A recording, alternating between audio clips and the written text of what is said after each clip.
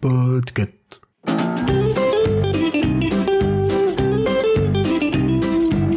Hey, bonjour, bonsoir et bienvenue dans la spéciale du dimanche de Choix-Pitre. Et vous savez quoi? C'est notre première spéciale du dimanche. Et quoi de mieux pour une première que de la diffuser la veille de Noël?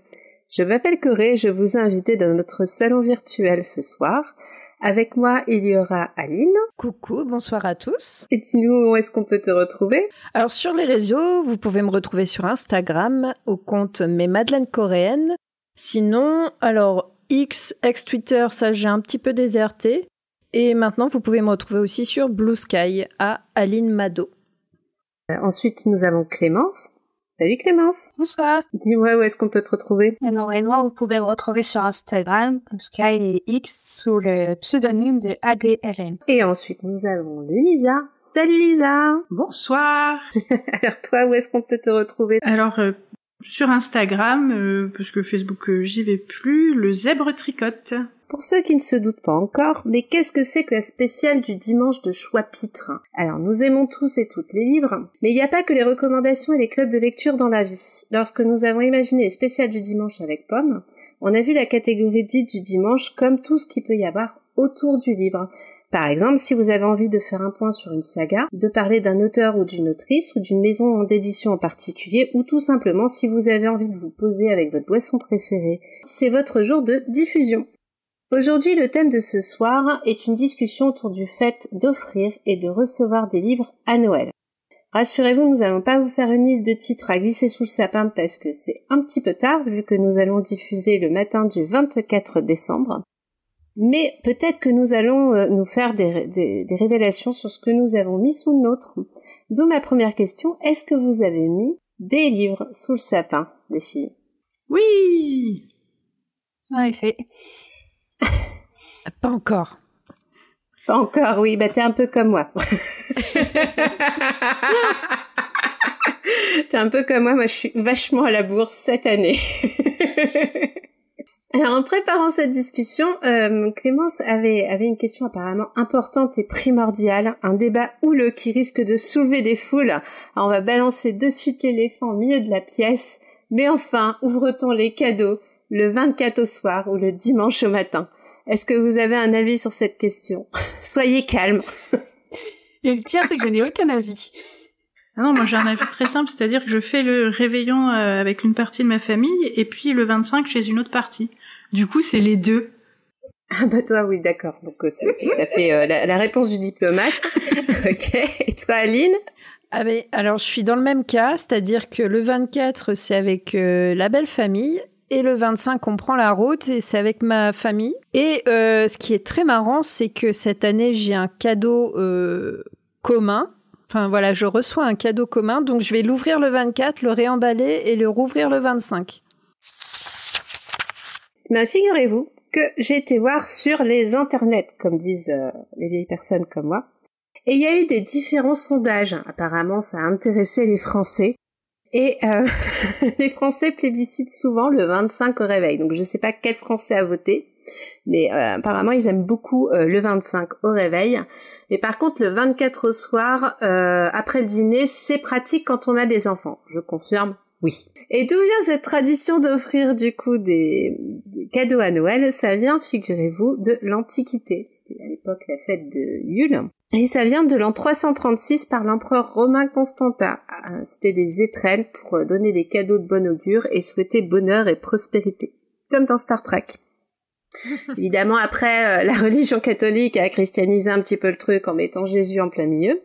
Et on a eu droit à l'apparition du Père Noël bien plus tard, c'est-à-dire fin 19e siècle, il me semble. Et on avait évoqué dans un épisode spécial de Watchlist, qui a été enregistré il y a très très longtemps, c'est-à-dire hier soir. Oui. Tout le monde ne fête pas Noël comme nous. Et on avait évoqué l'Australie, donc figure-toi que j'ai fait des recherches aussi. Les Australiens décorent leurs rues et leurs maisons de manière hivernale, mais Noël ressemble un peu plus à un barbecue en famille là-bas. C'est fou. Donc, apparemment, c'est assez courant de voir des surfeurs déguisés en Père Noël. Moi, je veux voir. Je suis pas... Après, c'est logique, hein. Oui.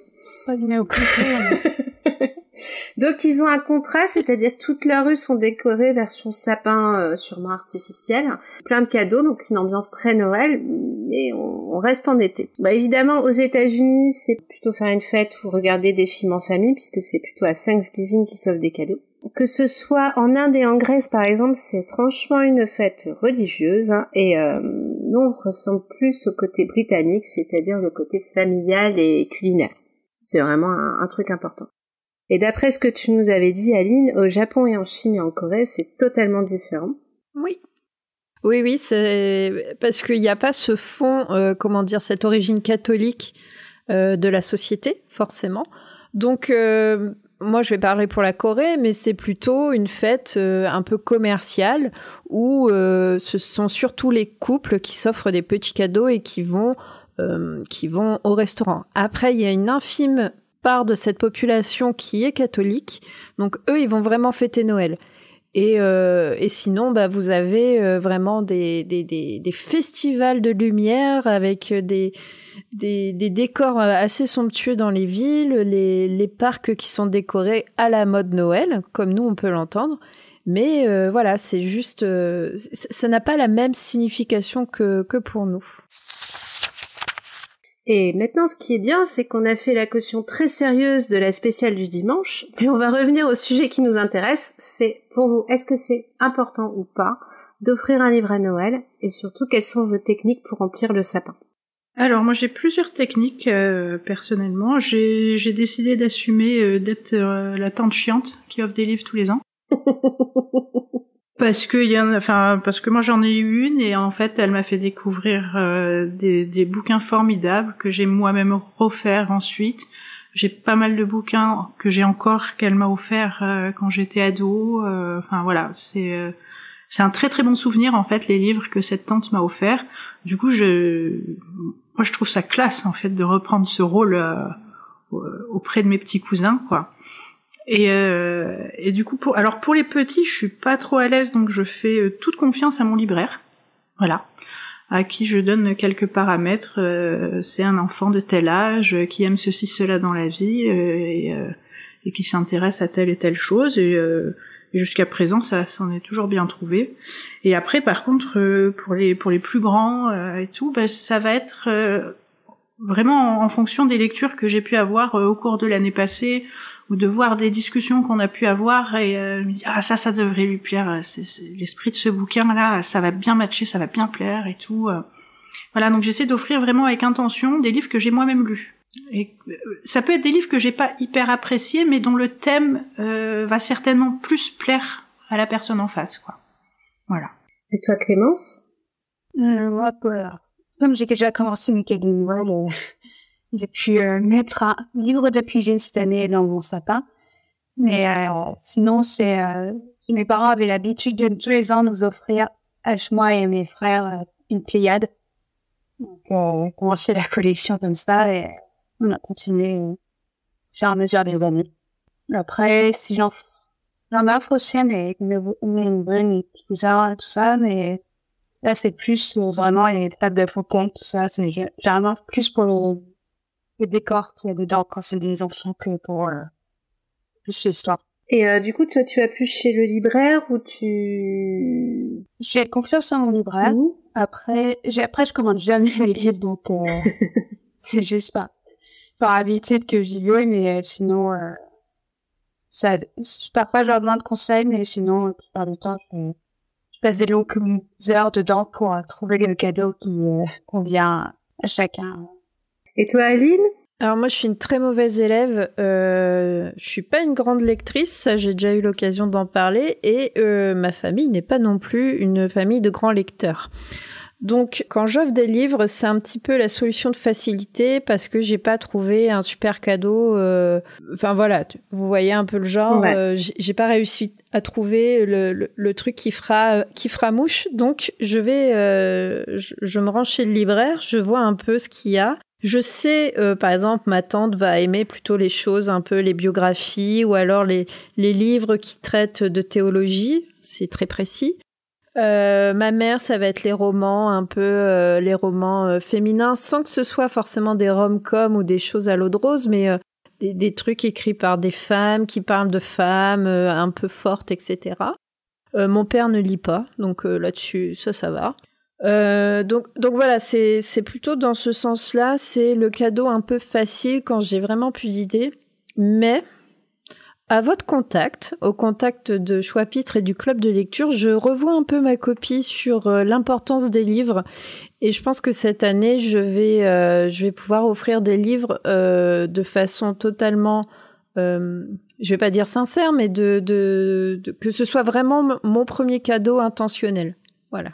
Bah nous, c'est vrai que la tradition d'offrir un livre à Noël dans ma famille est hyper importante. Parce que souvent, le 25 au petit-déj, on se retrouve tous dans le salon et on prend tous le livre qu'on a reçu la veille. Donc autant vous dire que si tu ramènes pas un livre, c'est mort. C'est génial.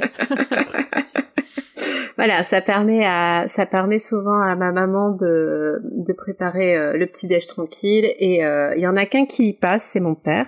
Donc lui a souvent une boîte de chocolat ou un truc comme ça en supplément pour pouvoir le faire patienter pour le petit-déj. Donc on fait aussi de ce genre de stratégie. Mais voilà. Mais souvent oui, on a tous aussi notre thème un peu particulier. Bon, moi vous le savez, c'est plutôt de la fantasy ou de la SF. Mais mon oncle par exemple. Et oui, mon oncle adorait les bandes dessinées, c'était tout un truc pendant toute l'année. J'allais dans des festivals pour pouvoir lui faire dédicacer le truc. Enfin, vous voyez, c'était vraiment une grosse recherche. Ma tante, c'est plutôt les livres de cuisine, mais hyper particuliers, et elle m'en offre en retour. Donc autant vous dire que c'est une grosse bataille de recettes tous les ans. Donc je crois que je dois avoir une bibliothèque maintenant vraiment bien fournie. Et ma mère, c'est plutôt le cozy mystery et les thrillers. Donc c'est vrai que c'est toujours la grosse recherche, mais c'est pareil. À chaque fois, je vais chez le libraire, je fais du repérage avant. Et là, par exemple, je sais ce que je vais leur offrir, tu vois, même si c'est pas encore été cherché, que je vais galérer ce week-end pour y aller. Mais tout est bon, j'ai une liste bien précise, que ce soit mes cousines, que ce soit tout ça, parce que et je m'attends aussi forcément à recevoir un livre de Noël, même si régulièrement je sens que ils essaient de taper dans des domaines où je ne lis pas d'habitude. Donc souvent mon oncle la dernière fois m'avait offert un livre western, enfin tu vois, tous des trucs comme ça, qui fait que du coup j'ouvre un petit peu mes horizons sur la lecture. Par exemple, les cosy mystery, typiquement c'est un truc que ma tante m'a fait découvrir. Sinon jamais j'y serais allée. Par contre, on va parler d'un truc qui pourrait être un peu désagréable, c'est que des fois on reçoit un livre à Noël, mais il nous plaît pas. Alors ça n'arrive jamais autour de cette table, bien sûr, on rassure nos proches. Jamais, mais imaginons là tout de suite. Qu'est-ce qu'on va faire si jamais vous recevez un livre ou un objet qui ne vous plaît pas? Est-ce que pour vous, vous êtes du style à garder le sourire, le poker face jusqu'au bout, et à planquer le livre, quitte à ce qu'il serve d'aide à l'étagère, on va dire? Ou est-ce que vous le revendez en douce, ou est-ce que vous le réoffrez à quelqu'un d'autre? Elle est facile ta question. Bah non, elle est pas. Culturellement, moi je te donne un exemple. Pour moi, revendre un livre jusqu'à très récemment, c'était pas possible. C'était où j'offrais, où je mettais en boîte à livres, où je remettais dans le circuit pour certains livres où je savais que l'édition était pas voilà. Mais par contre, je le cachais. Tu vois, c'était limite le truc que tu sais. Ouais. T'as un autre compte maintenant sur le bon coin pour revendre tes livres et tout. C'est pas ton nom. Exactement, c'est marqué Corée caché. Ce n'est pas. Alors, je suis quelqu'un de très lâche, c'est-à-dire qu'il y a 2-3 ans, j'ai reçu un cadeau de mes parents, de mon mère. C'était exactement le même que l'année dernière. Donc, parce qu'elle avait une liste où elle notait tous les livres qu'elle nous avait offerts pour pas se confondre. Mais là, elle avait confondu. Et quand elle a écrit le même cadeau que l'année dernière, je n'ai rien dit. Et je lui ai même poussé le vice et lui fait un rapport de lecture quelques temps après. Je viens de lui faire croire qu'elle avait jamais aimé le livre parce que j'avais pas osé lui dire, je n'aurais jamais osé lui dire que non, j'ai reçu, quoi. Tu lui as pas dit, je l'ai aimé 2 fois. Je l'aimais tellement que je l'ai relu. Non. Alors, non, après, c'était sympa parce que c'était la tempête de Shakespeare, c'est très sympa comme pièce, mais j'avais pas... Ah oui, on vous offre des beaux livres. Moi, le dernier que j'ai reçu, c'était Monsieur Madame. C'était rapide à lire. Hein. Ah oui, t'as eu un Monsieur Madame Ouais, de mon petit frère. Ouais, non, c'était pas mignon. C'était pas Madame Jolie ou Madame Précieuse. Hein. Ça devait être Madame Chiante ou un truc comme ça. Il y avait un message. C'est délicat. Oui, non, mais là, comme c'est mon frère, je peux en rire parce que je sais que c'est rigolo et puis il n'y a pas de mauvaise intention, c'est juste un truc pour embêter la grande sœur, donc ça va. Sinon, moi, j'ai ma tante qui est la championne de me faire des cadeaux qui ne me plaisent pas. Et du coup, j'ai développé une stratégie. Je lui souris, je fais « Ah, c'est chouette !» et ça va directement dans un fond de placard. Donc, j'ai un fond de placard dédié avec plein d'objets inutiles. Donc, si jamais vous cherchez une sculpture de tortue, un saladier ou encore un espèce de bougeoir, n'hésitez pas. Je les donne. C'est quoi le pseudonyme du compte pour vendre? Ah non, moi je donne, hein. C'est comme les bouquins à l'eau de rose. J'en ai déjà parlé. Ouais, moi c'est un peu ça aussi, je suis assez lâche, je dis merci. Oh, ça a l'air intéressant, hein. Je le mets dans ma bibliothèque et comme ces 15 dernières années, j'ai déménagé à peu près tous les 3 ans. Et ben à chaque déménagement, en fait, effectivement, faut que je m'allège. C'est lourd les livres et tout. Je dis j'ai fait le tri. Voilà. Et par contre, c'est vrai que j'ai pas franchi le cap de les vendre non plus. Je les donne aux Emmaüs, à la boîte de livres du coin, à des copines que j'ai envie d'embarrasser. Voilà. Genre 50 Shades, voilà, je l'ai donné à l'autre puritaine là, dont je me moque et j'ai ri.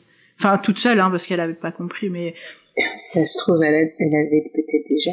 Mais va savoir. Ou peut-être que j'ai déclenché un truc. Je ne sais pas. Je le saurai jamais, hein. On m'en a pas parlé, je vais pas demander. Chacun ses petites affaires. On veut pas savoir. Ouais. Il y a un moment où ça s'arrête. Mais moi, c'est ma mère qui m'a offert un livre absolument, à côté, on va le dire comme ça. Elle sait que je m'intéresse un peu au féminisme, etc. Ok, bon, très bien. Et en fait, elle m'a acheté un livre, mais vous savez, l'édition Afrique qui surfe sur le féminisme avec un titre, Les Infréquentables, ça s'appelle. Et en fait, c'est un bouquin d'éditeur, mais qui vaut rien. Qui reprend 3 personnages féminins, en fait, en disant, vous avez vu comme elles étaient fortes et tout, alors que, c'est bon, ils ont recopié Wikipédia, quoi. Et c'est tellement, c'est tellement mainstream, tu vois, de dire ça c'est du féminisme, c'est ça le féminisme. Ouais, bon, on en parlera à Noël prochain, quoi. Voilà. J'ai trouvé ce livre. Mais... J'ai des titres pour elle. Si tu veux. J'ai pas, Les Infréquentables. Il y a peut-être un message également, hein. C'était peut-être Madame Infréquentable, hein, en vrai. Peut-être pas du tout, hein, mais. Peut-être. Ouais. Peut-être qu'elle essaye de s'intéresser à ce sujet qui ne la touche pas et qu'elle veut montrer qu'elle fait un pas vers toi. Je ne sais pas. Oui, alors faudrait qu'elle arrête de m'offrir des trucs à base d'amandes. Parce que, en fait, je ne mange pas d'amandes. Voilà. Et donc... Tu devrais trouver un livre. Celle qui n'aimait pas les amandes. Ouais. Non, mais... Tu lui offres. Là, elle a un t-shirt. Elle a arrêté quand même, mais régulièrement, elle m'offrait des calissons, des macarons, de la frangipane. Waouh, c'est dur, hein. Alors, autant je donne plein d'objets nuls, autant tu peux me donner tes macarons. Mais alors, parce que du coup, je lui laissais. Et donc, je m'interroge très sérieusement, en fait, sur la destination réelle des 10 produits. Parce que... Ah ben... Eh ben oui. Parce qu'elle est une amende. Eh ben oui. Oui. Bon, bref. C'est cocasse. Les calissons, une fois, je les ai ramenés à une copine et je sais pas si c'est à partir de là que j'ai plus reçu de mets aux amandes, mais en tout cas, pour une fois, je les ai pas laissés à ma mère. Et on en a bien ri avec ma copine. Ah ouais, non, moi je vous dis, les livres, j'ai du mal à les vendre, sauf si je sais qu'il y a d'autres lectrices qui pourraient chercher une collection qui n'est plus disponible. C'est fou, hein. Par contre, je me dis que le livre de poche, machin, ça va intéresser personne. Alors que je suis la première à acheter en seconde main. Ouais, il faut plus culpabiliser de vendre des livres, hein. Enfin, à un moment donné, c'est aussi comme ça que ça fonctionne maintenant. Il y a plein de sites qui existent pour pouvoir revendre. Je pense qu'il faut pas culpabiliser. Si c'est des livres de poche, tu vas à Cash. Enfin, moi, c'est mon opinion. Après, je peux comprendre que tu sois un petit peu réticente là-dessus, mais dis-toi qu'au moins tu n'es pas en train de les brûler ou de les jeter à la poubelle. Voilà. Ouais, aussi. C'est vrai. Tant qu'il n'y a pas une dédicace très personnelle dans le livre, ça va. Ah, mais est-ce qu'on revend les livres dédicacés? Est-ce que ça, même si... Ah, mais ça, c'est un vrai débat. Ça dépend. Si c'est de l'auteur, ça se revend. Il y en a certaines qui se revendent bien, mais après, si c'est pour un petit poussin, bisous, c'est un peu plus dur à faire passer, quoi.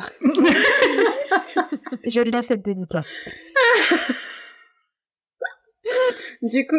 Je ne veux pas le Du coup, technique, si vous voulez offrir un livre et que la personne le garde, d'après ce que j'ai compris, c'est pas nous qui vous le disons, c'est quelqu'un de bien intentionné. Dédicacez vos livres personnellement. Mais alors moi, et plus c'est ridicule, mieux c'est. Mais moi, j'ai Ah oui. J'ai pas de mal à me dire que la personne en face va revendre le livre après, à la rigueur. Moi, ce qui m'importe, c'est qu'elle le lise, surtout. Et qu'après, qu'elle ait pas la place de stocker des bouquins, ben c'est ok. Ouais. Mais lis-le, s'il te plaît.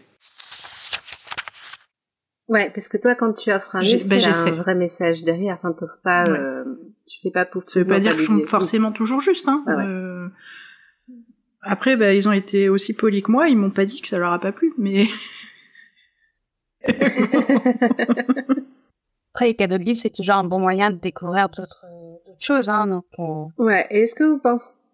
Et plus ou moins bonne. Et est-ce que vous pensez que quand vous offrez un livre, ça donne, je vais pas dire une part de votre âme, parce que là, on va être carrément dans le drama, mais est-ce que ça aide pas non plus la personne à, comment dire, à découvrir un petit peu plus qui vous êtes? Oui, complètement.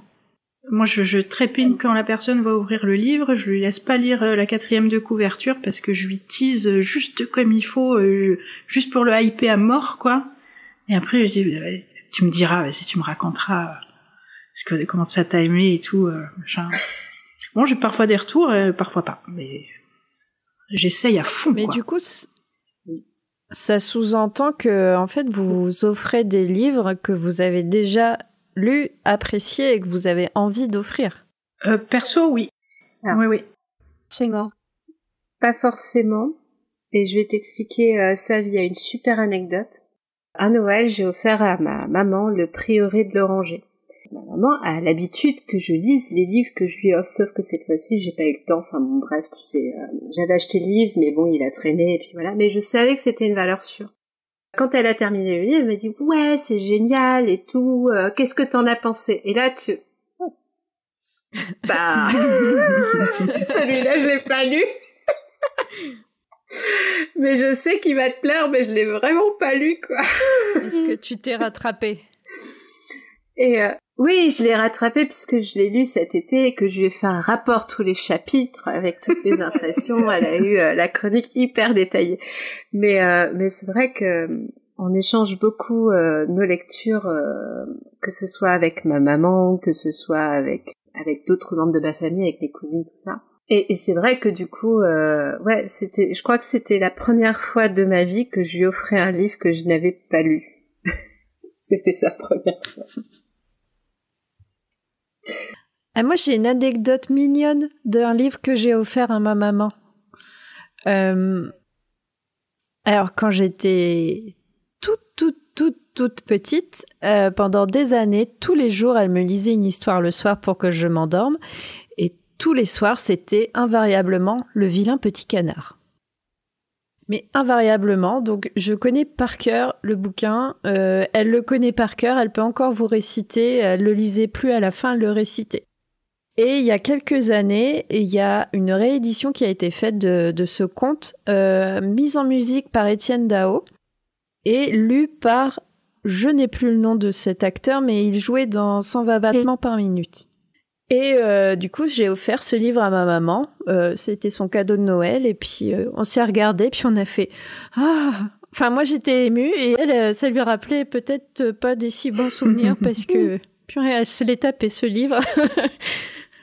Mais donc, je ne sais pas si elle l'a rouvert. Je sais qu'il est bien mis en exposition dans la bibliothèque. Mais voilà.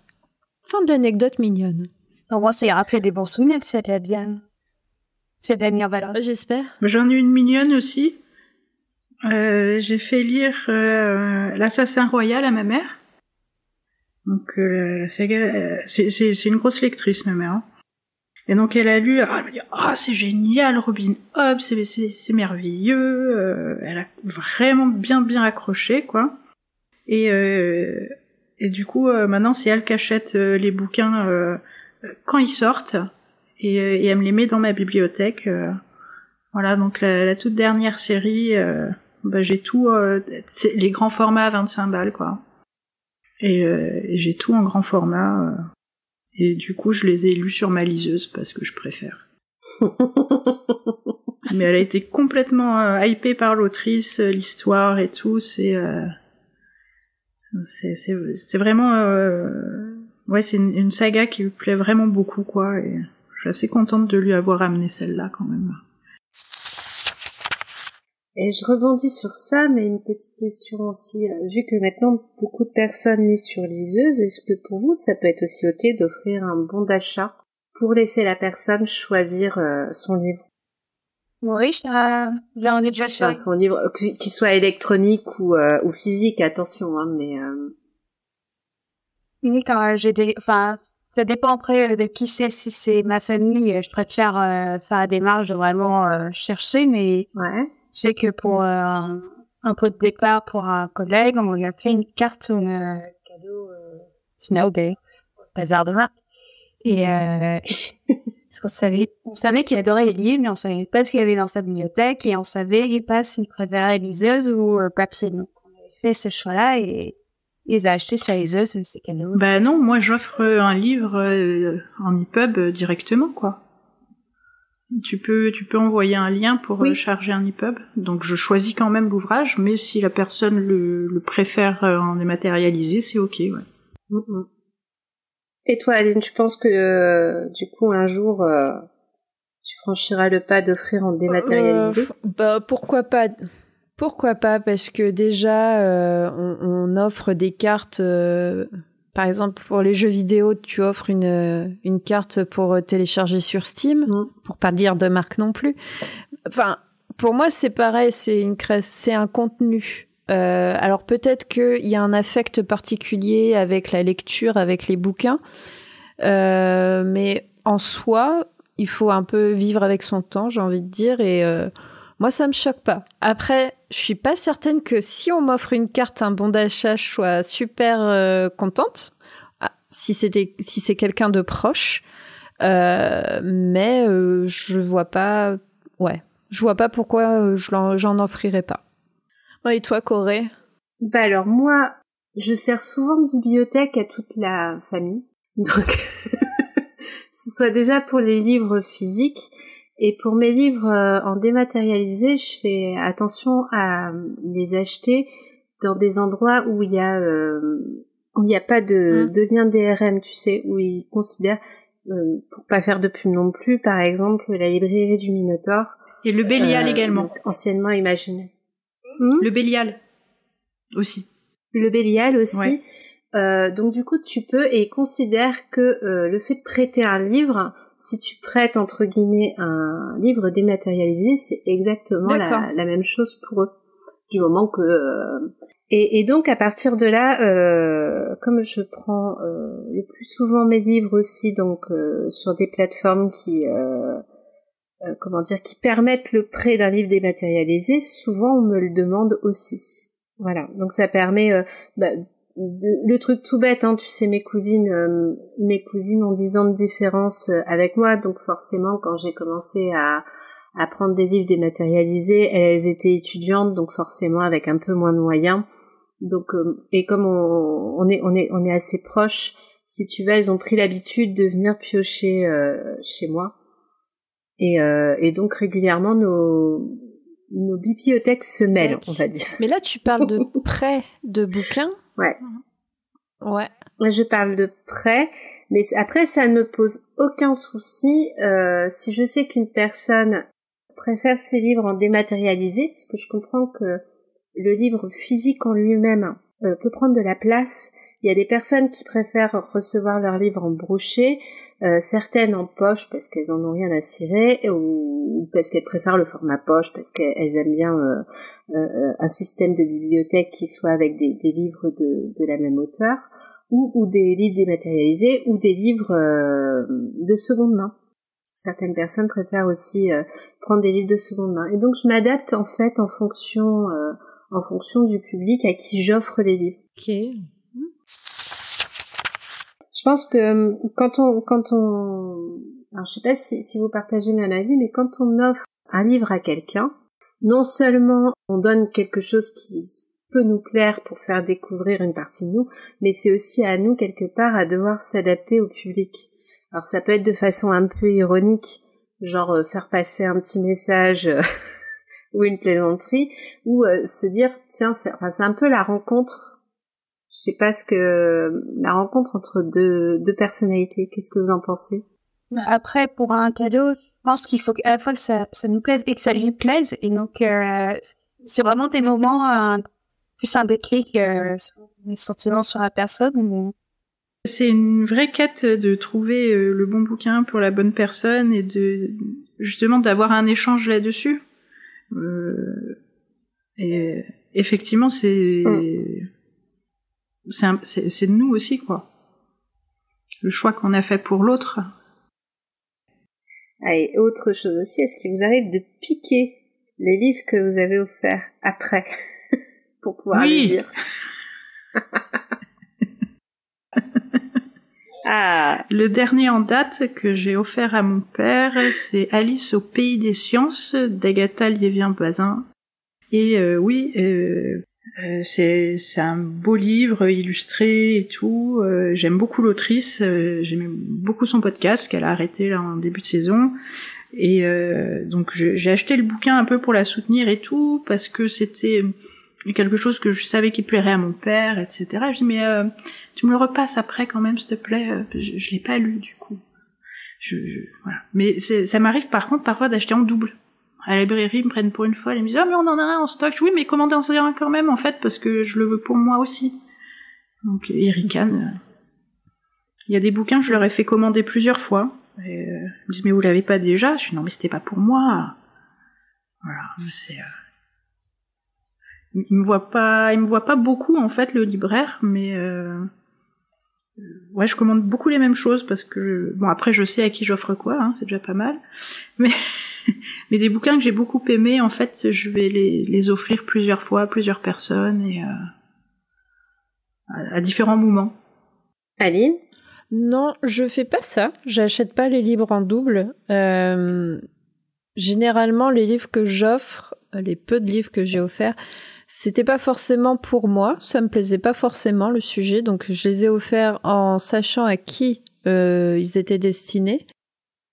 Sinon, ce que je fais, c'est les livres que j'aime bien. Souvent, j'en parle à ma mère ou à des gens ou à ma belle-mère, voilà, qui lit aussi beaucoup. Et là, je donne mon livre. Je donne mon exemplaire. Et une fois, je lisais au travail et j'avais une collègue qui était également une lectrice assidue. Et ce que j'ai fait, c'est qu'une fois que j'ai eu fini mon livre, je lui en ai parlé, je lui ai donné mon livre et je lui ai dit, une fois que tu l'as fini, tu le donnes à quelqu'un d'autre. Et je sais pas où il est. J'espère qu'il a fait un peu de chemin, ce bouquin. Et puis voilà. Et vous, les filles Clémence? Non, moi, il faudrait pas que j'ose prendre un livre que j'ai offert à mes frères, sinon je me prends le livre dans la figure. Hein. C'est leurs affaires, on y touche pas. Okay. Maintenant, après, j'ai pas, je reçois beaucoup de livres, j'en lis beaucoup. Ça me dérange pas de pas forcément avoir lu le livre que j'ai offert. Vraiment. Régulièrement, je parle de mes cousines parce qu'on a été élevées comme des sœurs en fait, hein, donc on est très très proches. Mais il arrive ce fameux 25 au matin où quand on lit, on s'échange régulièrement les livres, ils passent de main en main. On sait à qui on doit le piquer plus tard. Mais est-ce que tu tiens une liste des livres, enfin, je pose la question à vous trois, une liste des livres que vous avez prêtés pour savoir à qui aller les redemander éventuellement?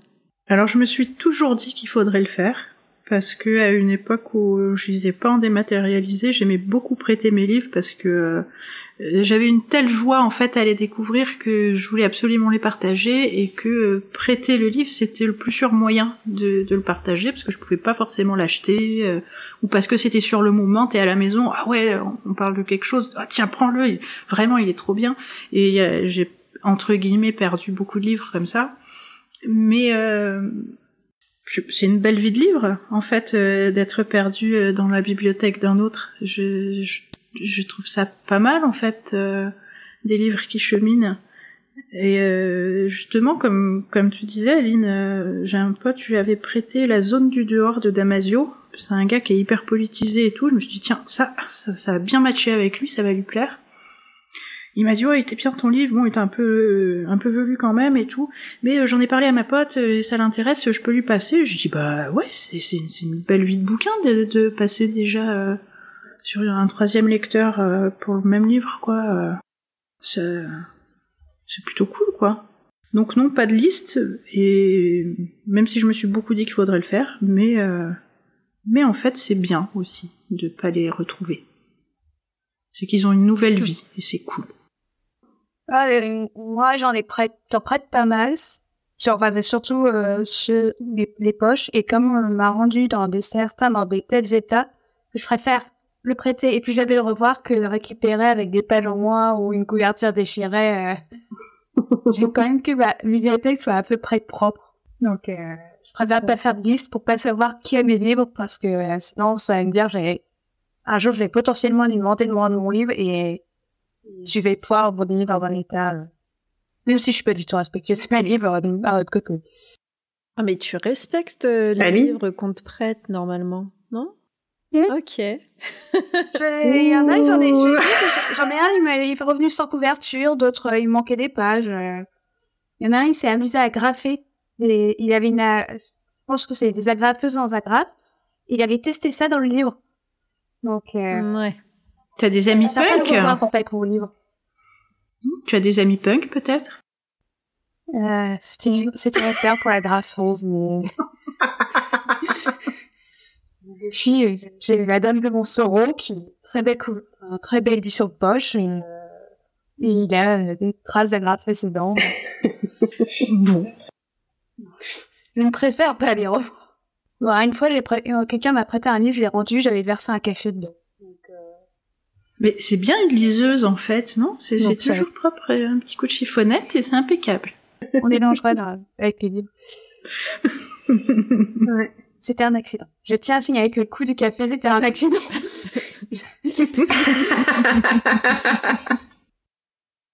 Ah ouais. Et toi, Aline? C'était quoi la question déjà? Je me souviens plus. Est-ce qu'on fait attention aux livres qu'on nous prête? Et est-ce qu'on fait une liste des livres qu'on parce prête? Que j'en ai pas beaucoup. Et surtout, ce que je fais, moi, je suis une assidue de la médiathèque. Donc, finalement, je ne lis que des livres prêtés, empruntés. Donc, oui, j'y fais attention. Et en fait, je crois qu'il y a une certaine dimension, pas sacrée, mais un peu... voilà, l'objet du livre, c'est quelque chose qu'on ne doit pas abîmer. On peut corner les pages éventuellement si on n'a pas de marque-page, mais c'est quelque chose qu'il faut respecter en soi. Et du coup, quand on me prête un livre, j'y fais très attention et j'évite de l'abîmer. Et puis s'il est vraiment abîmé, je le rachète et je rends une édition propre. Ah ouais, consciencieux. Hein. Moi, quand je lisais sur papier, j'écrivais dans mes livres, je pliais les pages en origami de façon à ce que ça dépasse. J'aimais bien que la page elle dépasse, pas juste un peu cornée à l'angle, quoi. Je faisais de savants pliages pour qu'il y ait un morceau qui déborde et qui finissait donc tout ratabouiné. La plupart de mes livres papier ont vécu, hein. Ah, mais si je faisais ça, je me faisais disputer un peu gravement. Sur un livre de médiathèque, je comprends, oui. Ah non, moi je te parle de... Oui, médiathèque, ok, parce que là, il y a de l'argent en jeu, on va dire. Mais non, ma mère ou ma grand-mère, il fallait pas abîmer les bouquins. Enfin, pour vous dire, moi j'ai lu des livres qui ont appartenu à ma mère ou à ma grand-mère. Il n'y avait pas une note dedans, il n'y avait pas une page cornée, il y avait juste des petites dédicaces. Donc c'est toujours très mignon de voir ma maman ado qui a écrit dans un bouquin. Donc c'est super mignon, mais non, il y a on doit pas, c'est sacré un bouquin. On ne doit pas lui faire de mal. D'accord. Alors nous, on avait le droit d'écrire dans nos livres, mais au crayon de papier, crayon de bois, si vraiment on devait prendre des notes. Donc ça, souvent, j'ai l'habitude, depuis j'ai découvert le monde formidable des carnets. Donc du coup... Du coup, les livres sont trop devenus lisibles. Voilà, du coup, j'ai arrêté de gommer mes livres. Donc voilà. Par contre, oui, il y a un livre très très endommagé. J'avoue que je vais pas être très très contente. Mais par contre, j'avais une amie qui voyageait à chaque fois, prenait un de mes livres et régulièrement le livre revenait avec un mini POC. Tu sais, l'aléa de voyager dans un sac à dos en fait. Et à chaque fois, ça me faisait rire. Et quand j'ouvrais le livre des mois après pour le prêter à une autre, je fais, ça c'est POC à Estelle, tu vois, par exemple. Ou ça c'est le POC à Intel. Et ça c'est la trace de café. Enfin, c'était des petites traces. Hein. Sinon, quand c'est vraiment des gros trucs, je rachète une édition où la personne me propose en général de racheter une édition. Par contre, si c'est une édition qui ne se fait plus, je précise à la personne. Ouais. Si vraiment faut pas toucher, faut pas abîmer le livre, je préfère le préciser. Tu te souviens, Lise, mais quand il y avait l'Assassin Royal, à un moment donné, c'est paru dans plein de trucs, et il y avait une édition spéciale, je crois que c'était Screenéo ou un truc comme ça. Les illustrations étaient magnifiques sur ce dessin, et là par contre tu vois le premier qui touchait je les ai rachetés en poche pour éviter que les gens touchent à cette édition là tellement elle était belle. Donc voilà. Mais sinon non, je tiens aucune liste, mais moi c'est un bordel pas possible, je dois avoir le double de ma Bible en fait, qui régulièrement me le rendent pas, parce que pour moi le livre fait sa vie. Et c'est peut-être aussi pour ça que, plutôt que de les revendre, je les mets souvent dans des boîtes à livres quand je les veux plus, parce que je me dis que si moi il m'a pas plu, il va peut-être plaire à quelqu'un d'autre. Ben voilà, je pense qu'on a fait limite le tour sur cette discussion livre et Noël. Pour ceux qui nous écouteraient dimanche matin, qui sont vraiment à la bourre, ou qui aimeraient remplacer un livre de Noël, est-ce que vous avez un titre en tête qui pourrait... vous faire plaisir ou tenter quelqu'un? Allez, parce que je l'ai acheté à l'arrache en pensant à la tante qui m'a offert tant de bouquins et que je l'avais pas commandé pour une fois celui-ci. Là, je lui ai pris La fin des temps de Murakami. Donc c'est de la littérature japonaise. On reste dans la fantaisie. Il y a un côté extrêmement poétique et très contemplatif en fait de la littérature japonaise et de Murakami en particulier, quoi. Et, voilà, mais c'est en même temps une dystopie, mais qui est légère. Et c'est un livre lent, c'est pas quelque chose de très rythmé, etc., qui se savoure comme ça. On relit des passages parce que il y a une vraie musicalité dans l'écriture et dans la traduction d'ailleurs, parce que du coup la traduction est excellente. Je lis pas le japonais. Je peux me la tenter en anglais éventuellement, mais le japonais non. Mais du coup la traduction est très jolie et voilà, la fin des temps de Murakami. J'ai mon bouquin de secours, vraiment, quand j'ai pas aucune idée, que je sais, je vais le trouver dans toutes les librairies. C'est pas la Bible, c'est Je suis Pégrine de Thierry Hayes. Ouais. C'est un livre, un roman d'espionnage, thriller, tout ça. Donc, on voyage un peu partout dans le monde. Ça se passe quelques années après le 11 septembre. Et donc, c'est un roman policier géopolitique, on va dire. Et je le lis beaucoup, j'ai beaucoup aimé ce livre, et régulièrement, quand je vois des recommandations, ce livre-là ressort souvent, donc je me dis, je peux l'enfiler à peu près à tout le monde, c'est vraiment ma solution de secours quand je ne sais plus quoi offrir à qui que ce soit. Donc, j'ai dû l'offrir au moins 5-6 fois. Hein.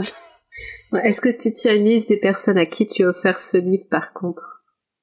J'ai la chance d'avoir réussi à savoir qui j'ai offert, donc qui j'ai offert quoi, donc ça va. Et en plus, comme il est dans tous les points relais de France, quand j'arrive quelque part et que je sais pas quel livre. Ah bah ça marche. Et toi, Aline, t'as un titre qui te vient en tête ou pas du tout? Ouais, alors le dernier livre que j'ai fini, c'était lors de mon voyage il y a pas si longtemps, j'ai traversé l'Europe. Et je me suis fait la liste de mes envies de Grégoire Delacour. Je l'ai lu d'une traite dans l'avion. Donc celui-là, il m'a particulièrement touchée. Donc je pense que je l'offrirai à ma maman ou à ma tante, ou même à mon beau-père. Je pense que ça lui plairait. Et sinon, pour les enfants, moi je pense à Liam Petit-Drac de Pierre Joly.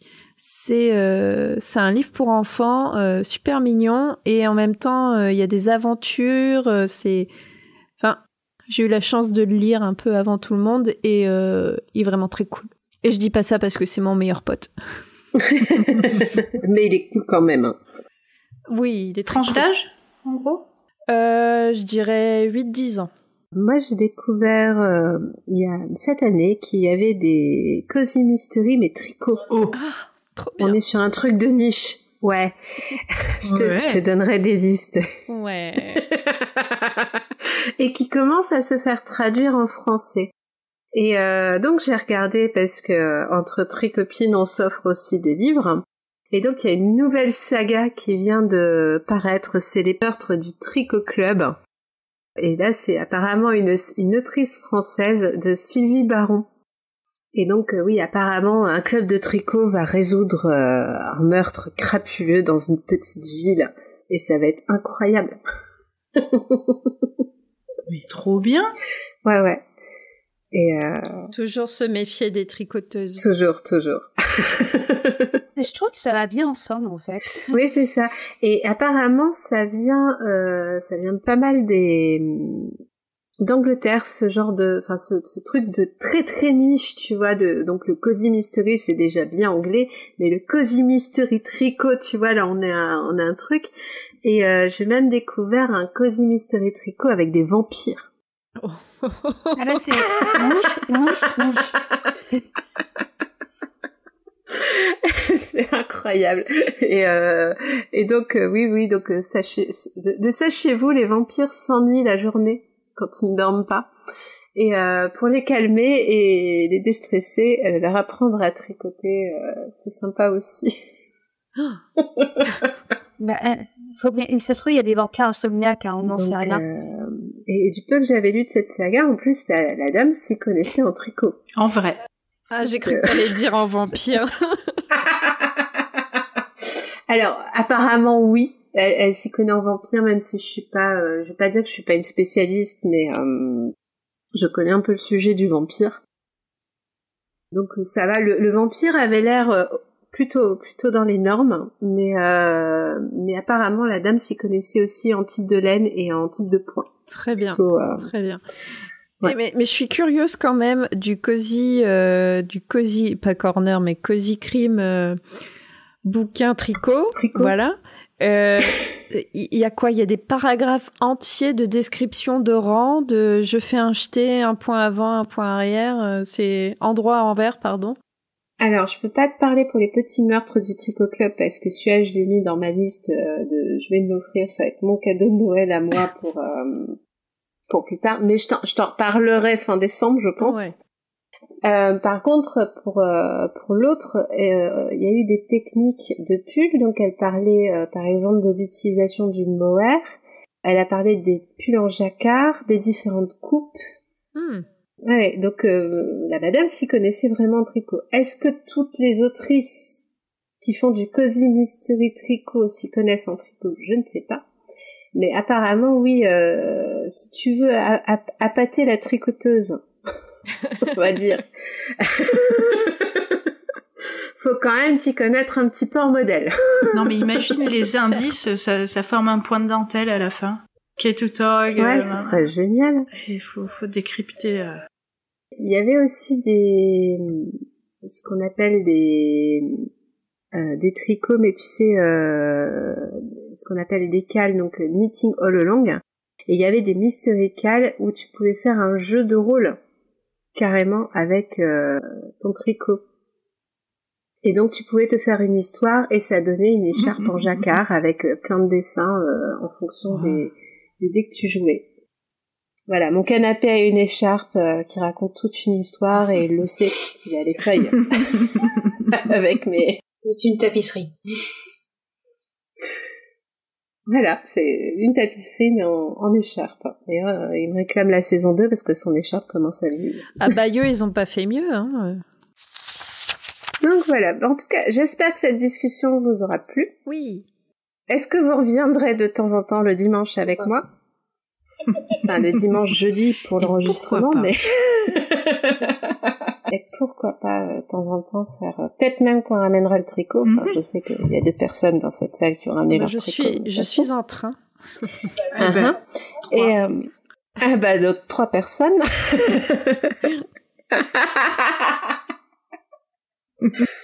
Bon, Clémence, on t'apprendra. Il va falloir que je me ressorte mes aiguilles. Il va falloir que je récupère mes aiguilles, ma laine, et on va refaire du tricot. On va faire ça, et puis on fera une spéciale mais tricot, ouais. Cozy Mystery Tricot. Oui. Après, je préfère que ça soit du tricot que de la broderie. Hein. Je peux pas faire les deux. C'est un peu plus compliqué à suivre, effectivement. En tout cas, j'espère que ça vous aura donné une petite idée de ce qu'on peut faire en spécial du dimanche, qui c'est un peu plus cool qu'un club de lecture ou juste une simple reco. En tout cas, on peut discuter un peu plus. Évidemment, Choix-Pitre est là pour accueillir tout le monde pour une spéciale du dimanche. Il suffit juste de nous envoyer un message avec votre idée de spéciale du dimanche et nous, on discute autour de ce projet pour tout simplement le concrétiser et ensuite le diffuser pour vous. Voilà. Donc n'oubliez pas l'information la plus importante de ce podcast, à part la fête de Noël qu'on vous souhaite à tous et à tous, et qu'on vous distribue des câlins de soutien, surtout à ceux pour qui cette période est franchement pas facile, que vous fêtez Noël, que vous fêtez Yule, que vous fêtez tout autre nom de cette fête, parce que je les retiens jamais. Mais c'est une période importante cette fin d'année. Certaines la vivent bien, certains la vivent mal, et j'espère que si jamais vous écoutez du coup ce podcast le 24 décembre, ça vous apportera un petit peu de joie dans votre journée. Et mais surtout retenez aussi que Choix-Pitre, c'est un podcast du label Podcut, et Podcut recrute en ce moment. Donc si vous avez un projet de podcast, surtout n'hésitez pas à nous contacter. Pour nous contacter, qu'est-ce qu'on a? On a un Patreon où vous pouvez nous soutenir, mais aussi on a un Discord où on trouve des gens sympas qui tricotent pas, qui lisent pas. On retrouve même d'autres gens d'autres communautés et c'est ça qui est super cool. Et j'espère que vous nous rejoindrez très bientôt. Et évidemment, toutes les informations seront dans les commentaires de ce podcast. Voilà, nous vous souhaitons tous de très bonnes fêtes de fin d'année. Fête. Au revoir tout le monde. Oui, bonne fête.